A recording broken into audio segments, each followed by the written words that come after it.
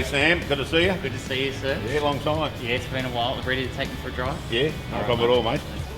And tell me if this is too cold too, mate, because you know, as I always say, It's too hot, wasn't yeah, with with you, older players, I always worry about pneumonia. Exactly. Breakdown. 164 games for Carlton, Jimmy. Yeah. 1976 to 1990. But amazing in the current day, you played your first game while you were still at school. Yeah, I did, yeah. What year were you in? Year 11. Year 11, and that's as far as I went. I'd had about 2 or 3 weeks there, and the teacher said you're about 4 years behind. He said you should be back in Form 2, so I said, well, I'm getting out of here.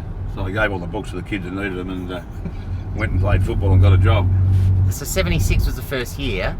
Of course, the greatness and the iconic team of 1979, that's still 3 years away, Jimmy. What do you remember like those first couple of seasons at Carlton? Well, we had a pre-season trip over in Fiji, and I actually broke my neck. A freak accident over there. Dived in the swimming pool at the wrong end and smashed my neck. And didn't know till 10 days later that we got back that I had a broken vertebrae in my neck, and so I sort of lost a year out there, more or less, and then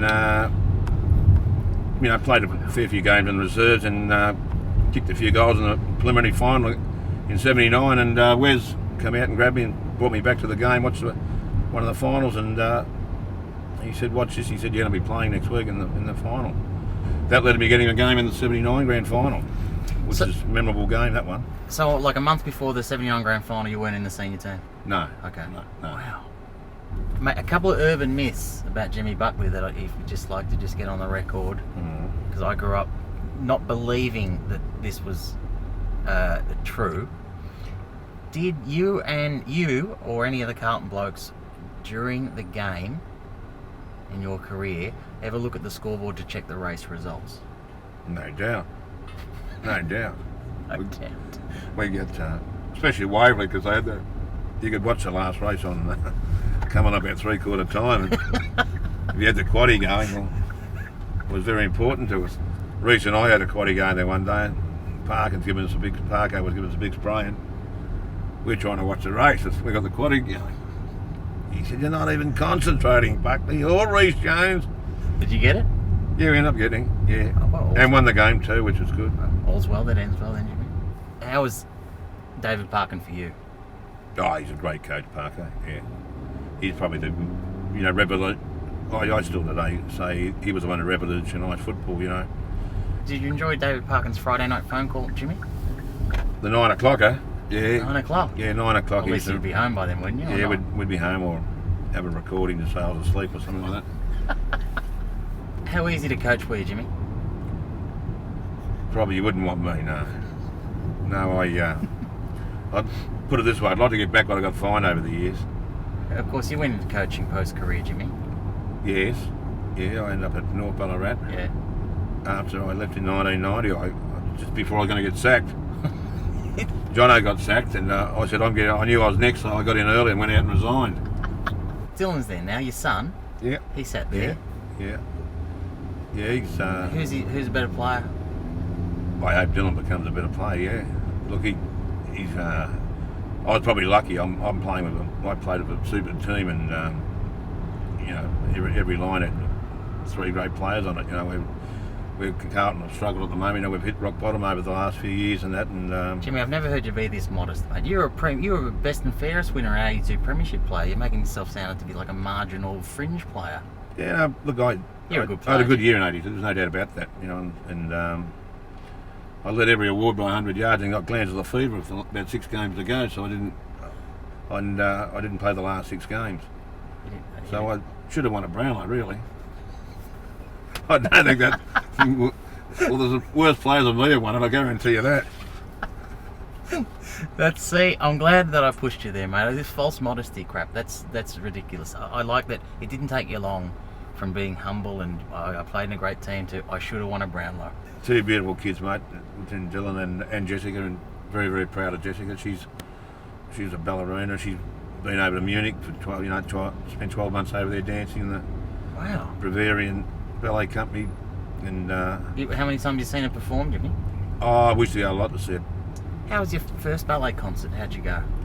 Watching your daughter? Probably fell asleep, I think. Probably fell asleep. A bit hard, but you grew to love it, at the end of the day, and because it's, I tell you now, football's hard, but ballet, I reckon it's even harder.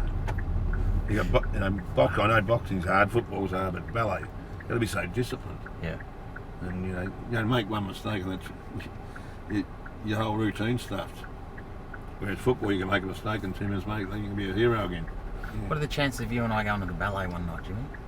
Oh, I think I'm balletted out, I think. There's only so many you can go to, isn't there? Only so many you can go to. That nutcracker went for about 4 hours. What do you remember of your pre-seasons, Jimmy? I just got to ask you this, because do you remember ever doing the 100 hundreds? Yeah, I remember doing 100 hundreds a number of times.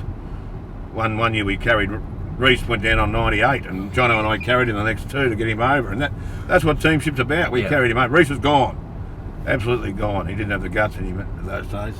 We had to put a bit of it into him, and we dragged him across the line to get his 100 hundreds. Otherwise, you had to do it again in another fortnight, and no one wanted to do that. The famous game against Essendon.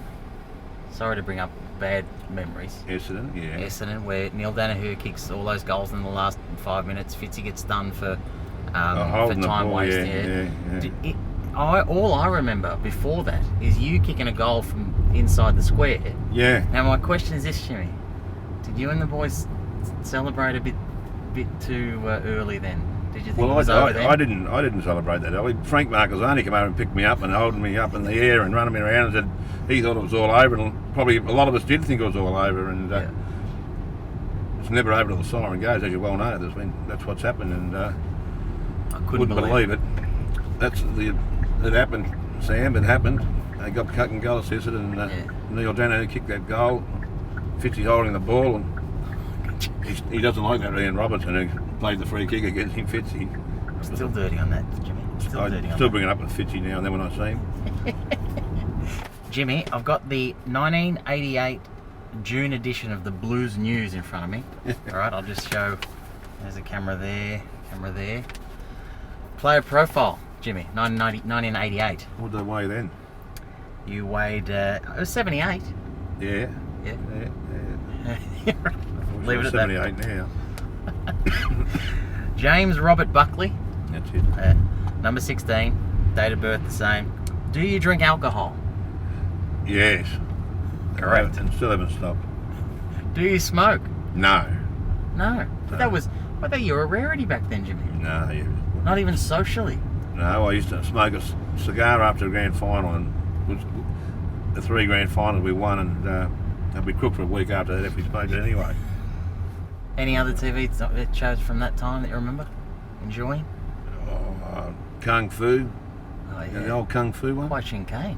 Yeah, I actually a funny story there.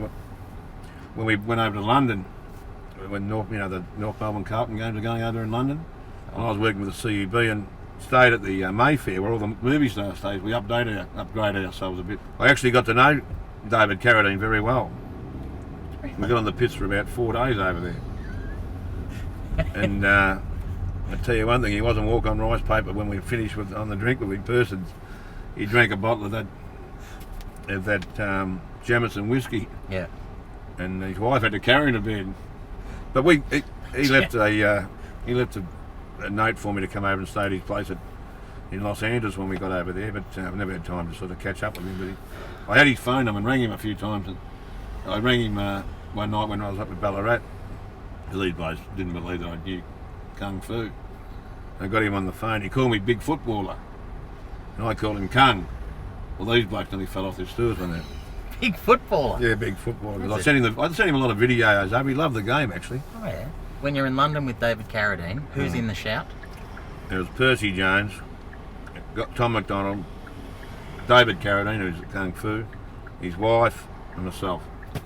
In this little bar at the Mayfair. I was ready for anything today, Jimmy. I was ready for anything. But that one I did not see coming. No. You and David Carradine. Yeah. Big Footballer. Yeah, he loved me, yeah. Got on very, very well together. Mate, thank you so much for doing that. It was a privilege and an honour, and just thank you for everything. Good on you, Sam. Lovely to be here. Anything for Carlton, you know that. I do know that. David Carradine.